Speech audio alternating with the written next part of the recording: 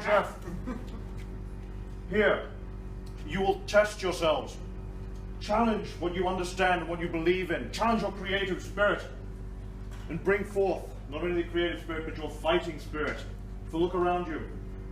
These are all people who have the same energy, the same drive, the same imagination that you yourselves bring here today. I call forth my Iron Chef. Not only do you face these others, but you face this man. This man, who is my champion. It will take all of your skill, all of your ingenuity, and all of your cunning to dethrone my Iron Chef. But I have heart and knowledge that you all possess the spirit to do so. Thank you.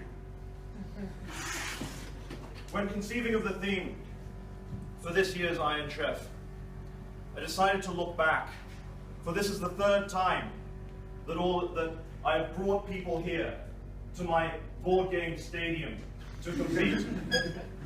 Your theme today, my challenges, is how did I get here?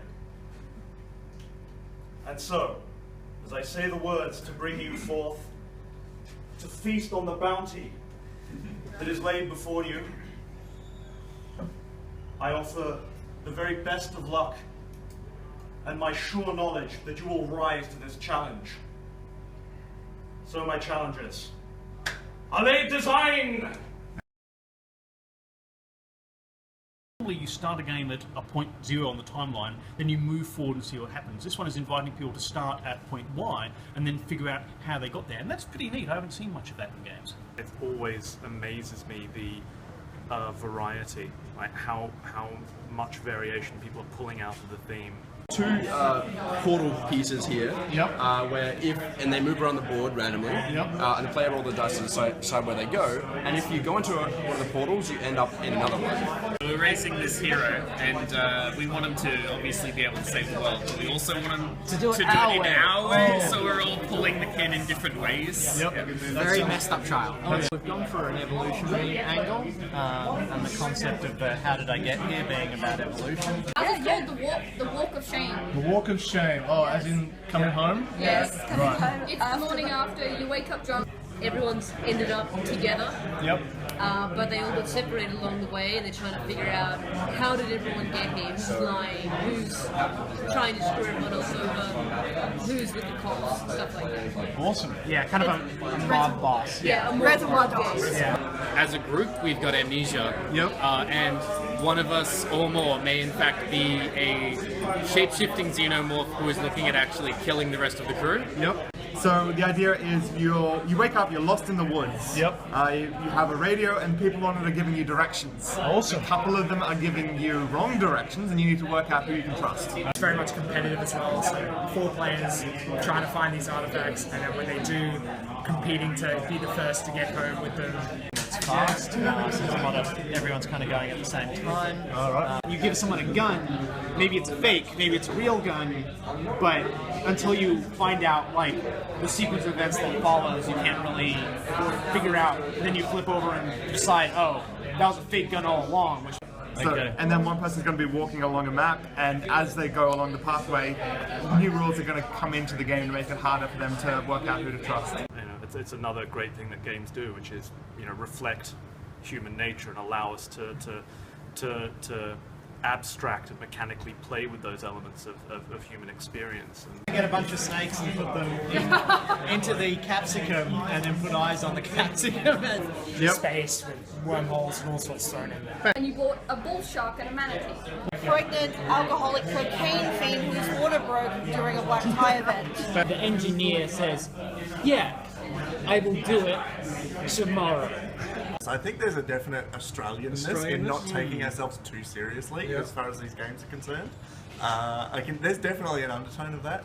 Do we have a name? Not yet? Forest is probably a relatively good name. The Forest. Lost in the Forest. Something like that? Yeah, we're working on it. How are we feeling about the last remaining hour or less? Worried about the name. This is a playtest, correct? Yes, that's correct. Oh, of course. I have to stop that. It should have 4 things, you know, based on what thing he is in, or if he's too neutral, he needs to be at least, like, I don't know, level 2 or something. A larger team, there's been more discussion, which is healthy, but it's also left us with very little time to actually make the final game, and we're still trying to sort out some of the mechanics. Okay. It's a bluffing sort of improv game, so you have hands of vague prompts about the way things went down. Mechanics, you've got rules, you've got mechanics, you've got an objective, you've got up to 4 players, and yeah, we'll see how it goes. It should be a lot of fun. I haven't seen anything that I don't see some real potential in. No, definitely. Even if it needs some workshopping, I can see, oh, there's a good idea in there, definitely. Yeah, even if some people aren't quite finished, the ideas driving each of their games are all brilliant. We just have to figure out a couple of little basic things that will guarantee, like if you can have equipment or not, and then just give it a try. So the game is awesome. Confidence on it. Pretty definitely rushing it at the end, but we're getting there. Yeah. Pretty happy with the game though. How are we doing, guys?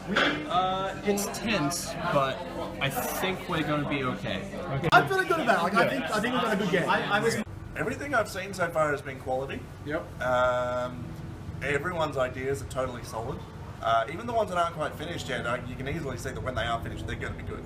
We went for an idea that was hard to execute at first, and then we finally admitted that we didn't have time to do it. I think the final mechanic came together in the last 5 minutes, so it was... We had a lot of trouble with our initial idea. We went heavy on trying to get a hidden roll game going. However, we quickly found out that it was very difficult to actually stabilize the end game. Yeah, we ended up doing different parts, but not talking about them as much as we probably should have. It was caused a few different misunderstandings, which...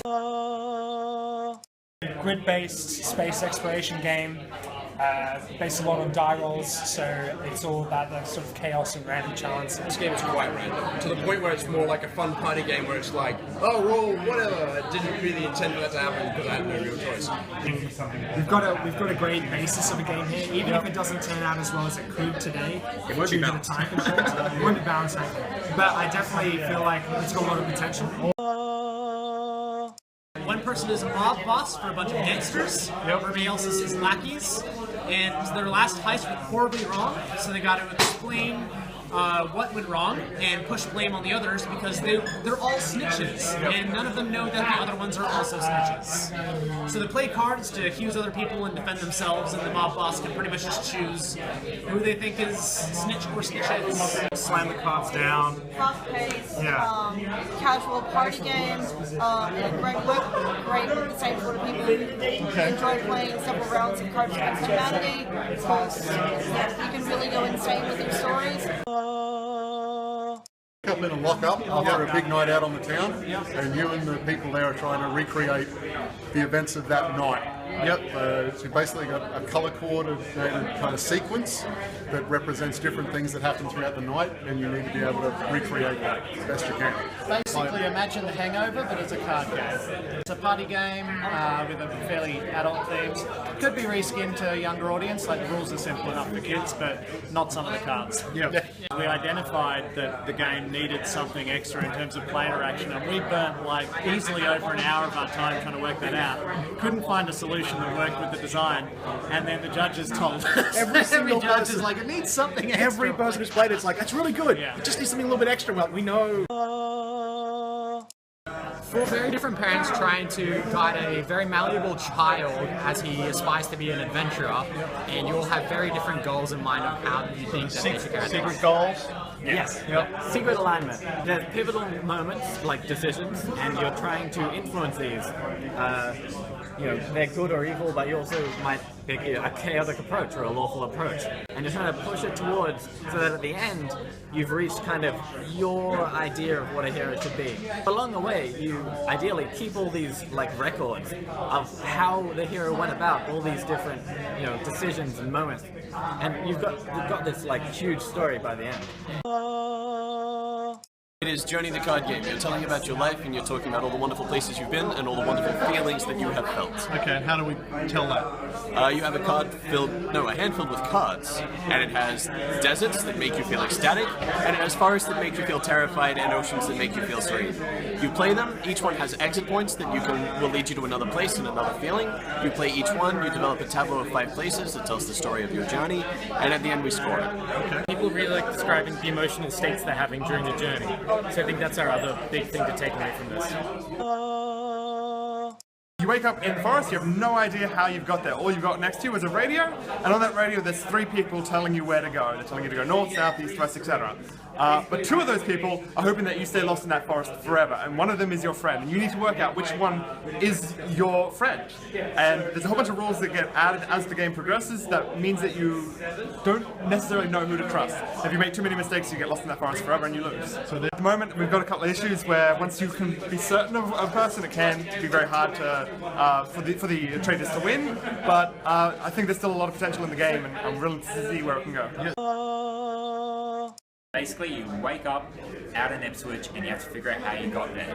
You find items along the way as you're backtracking through your memory, a receipt of a taxi ride as to where you came from, and you keep going back.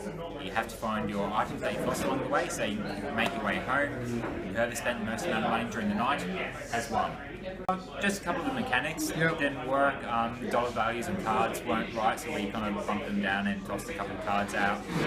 It was quite minor though. Yeah, it was only minor things. We worked the mechanics really well. So do you think you can actually get this into some sort of playable and printable and sellable thing? Yes, we do. Absolutely. And you want to take it further? Yeah, it's fun. Awesome. So we might see it on the shelves? I hope so. Yeah, fantastic. I think there's definitely a relaxed pace to Brisbane life.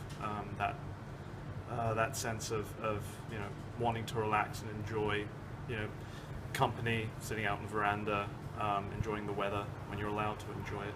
It's too hot to do anything else in Brisbane, really, except for to walk slowly.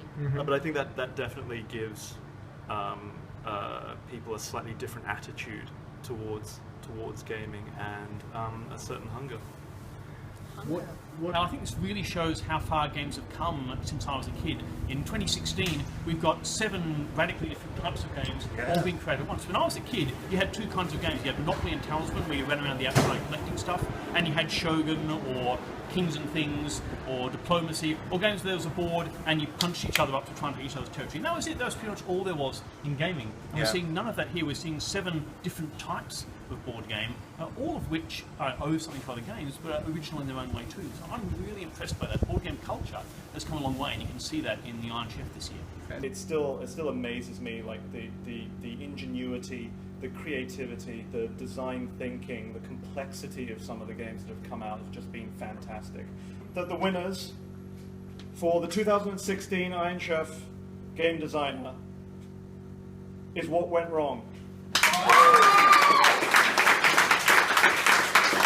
Yes, please do not be disheartened by this.